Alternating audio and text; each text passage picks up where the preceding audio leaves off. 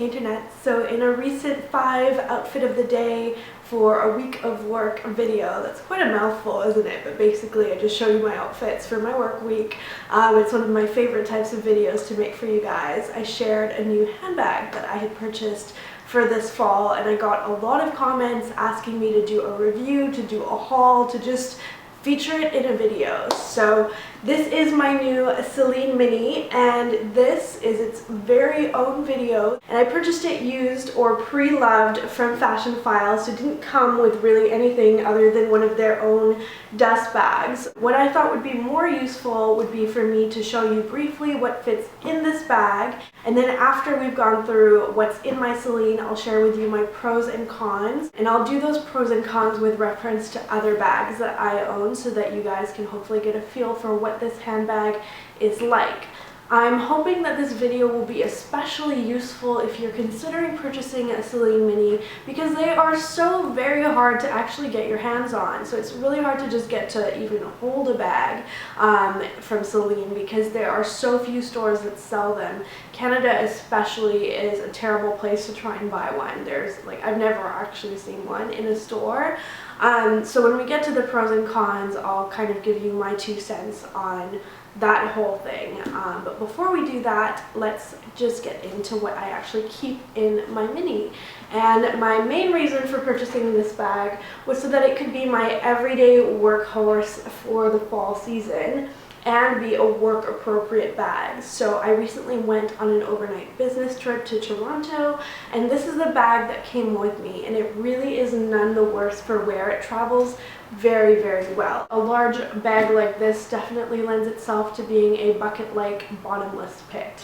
So to start with the obvious, we'll go to the mouth of this so-called robot and see what's inside. If you read all the popular literature online, you'll see everybody seems to agree that the mouth is cute but useless. Now I would disagree with that, because it actually holds 2 very important things for me. One is my gym pass, which is insufficiently loved but still good to have ready to access if I have my hands full when I'm trying to get into the gym. And then the second one is very often used, and that's my bus pass. The bag has a zipper at the top, and I'm going to open that up and show you guys briefly what's inside. So first of all, because I live in Vancouver, I have a damp umbrella. This is an absolute necessity for me, and having a bag that fits it is a good thing. Then I have my Louis Vuitton pochette sur clé, and this holds my work pass in its little pocket, and then my house keys and fob in the main pocket, and it's a perfect fit for all of that. So I always carry this no matter which bag that I'm carrying, and it kind of comes around with me while I'm at work. I did a full review on this, so if you're interested in hearing more about that, then you should check that out on my channel. And I have my sunglasses. These are just some good old-fashioned Ray-Ban aviators. Then I have a cheap crappy comb in case of a hair emergency, so that just folds up. I have a pack of almonds in case I get hungry. These are from Trader Joe's. I like the individual little baggies. Then I have my wallet, and this is pretty much the wallet that I've been carrying around since I purchased it, around when I purchased my Chanel single flap in the emerald green. I've had a couple of you guys also ask me for a review on this wallet, but I don't think that it really deserves a full video, because in a nutshell, it is an awesome wallet that is very compact. It fits in pretty much any handbag you would own. I love how colorful it is. It has worn really well on me so far. It fits, I would say, a medium to large amount of things, but if you really have a lot of cards, you're probably going to want a continental wallet with the zip around. But it is called the Joey wallet because it holds quite a lot. So there's a space for your ID at the front. I would recommend this wallet simply because I have not had any unfaithful thoughts of getting one from Chanel or Ferragamo or anywhere else since I purchased it. I consider this to be kind of my forever wallet until it basically is completely destroyed. Not a huge wallet person in terms of spending money on it, so I'm really happy that I got one that is colorful enough that it goes with everything for all seasons. I just have Advil and some dental floss and a mini perfume, as well as a nail file. So this is basically my little emergencies kit. And then I have some Tangled earphones because, unlike a good YouTube beauty guru, I do not have a little case for it, or don't bother to put it in a little case right now. Then I have this really cool vintage item, and you can look on eBay if you'd like to find something similar. That's where my mom found this. This is a gold-plated handbag hook from the 50s. I think she got a good deal bidding on it, and she surprised me with it because she knows how much I love my handbags. So this actually works really, really well because it actually will bend at different angles depending on the table.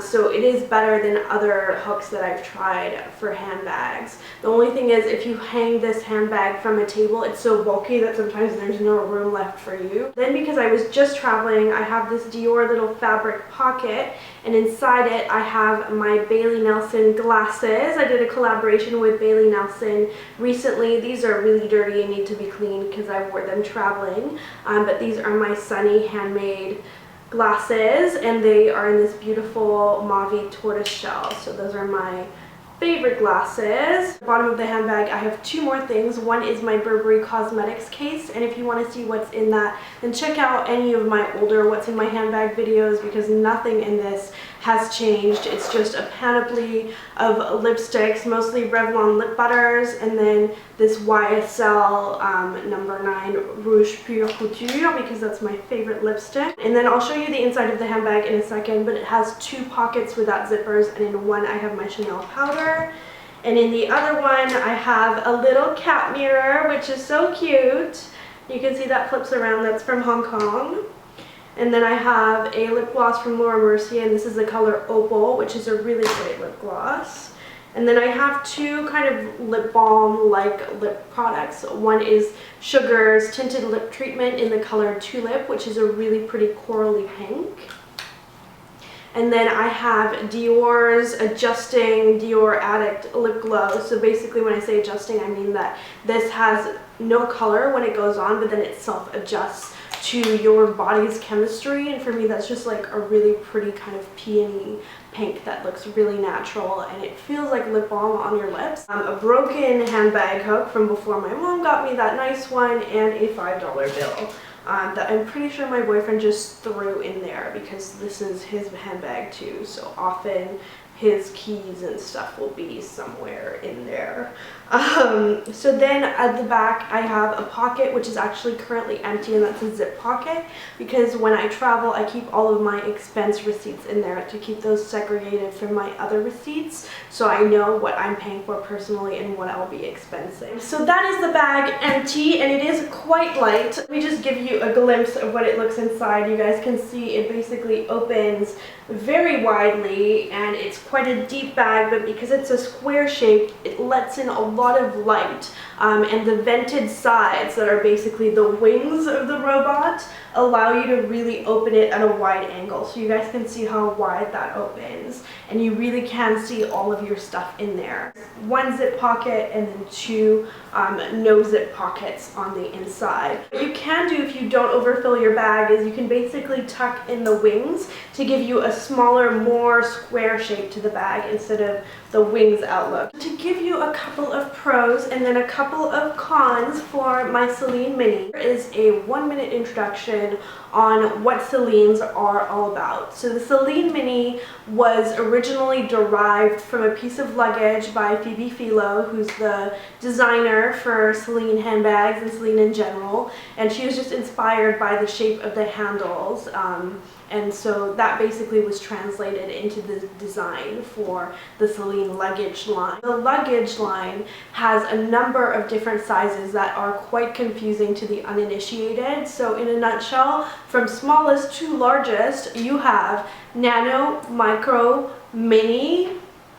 I believe there was a medium out at some point, but I don't think that it's still on the market.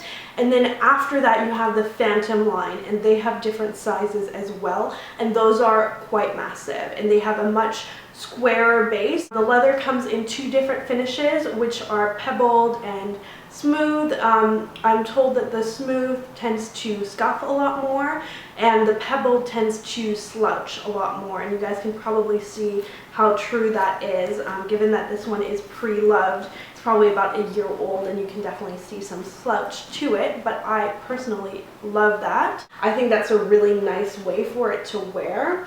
random fact is that I can tell that this is a pebble bag, not only from the feel of it, which feels a lot like the Chanel Caviar leather, but a little bit smoother. The fact that it says Celine Paris here in silver means that it's that finish. If this was a smooth leather handbag, then it would have this in gold instead. I feel like this bag has worn very little since I purchased it. It had some gentle wear when I bought it, so the inside of the bag has some cosmetic stains and a slight little worn part on the wing, but it's just like a little inside scuff, because it's basically lined with suede, so that tends to wear a little bit faster than the outside, I would say. This handbag feels very smooth to your hands. It's just lovely to hold and just kind of feel against your skin. I would say if you have touched caviar leather from Chanel before and you don't like that, you actually probably will like this quite a lot more, because it's like a softer version of caviar leather. Another plus is I just think this bag is so beautifully made.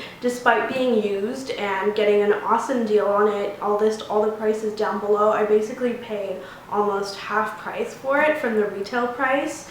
I just really think it's in beautiful shape, and so I feel like it's going to age really well for me, and I can kind of use it thoroughly and not feel like I'm destroying it, because it just seems like the kind of bag, kind of like my Louis, that will get better with age and just age really nicely. This is the Souris color, and so its trademark is this kind of beautiful taupe, and that's really what I wanted. It was the only color I was interested in.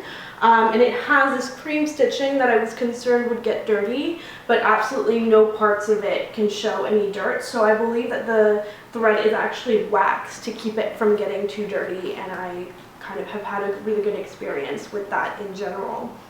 I just feel like this bag is very intelligently made for a working woman or a student or anybody who has a lot of stuff to carry, who might want to take the bag traveling or just on a day-to-day basis for documents and so forth. It's a really good bag. If you're a big fan of hardware, I would say the Chanel GST, which is a similar price point, might be a better bag for you, because that one has that shiny gold or silver that's very attractive, whereas the Celine's design is purposely kind of low on hardware. As well, I really like that it has feet on the bottom and that the bottom is very sturdy. I think these bags are very expensive. They retail for, like I said, the same price pretty much as a Chanel GST, more or less, depending on which country you're getting them from. I was willing to kind of take it as it came and take the risk that it would be a little bit worn in a gentle way, because I knew it was supposed to be in very good condition.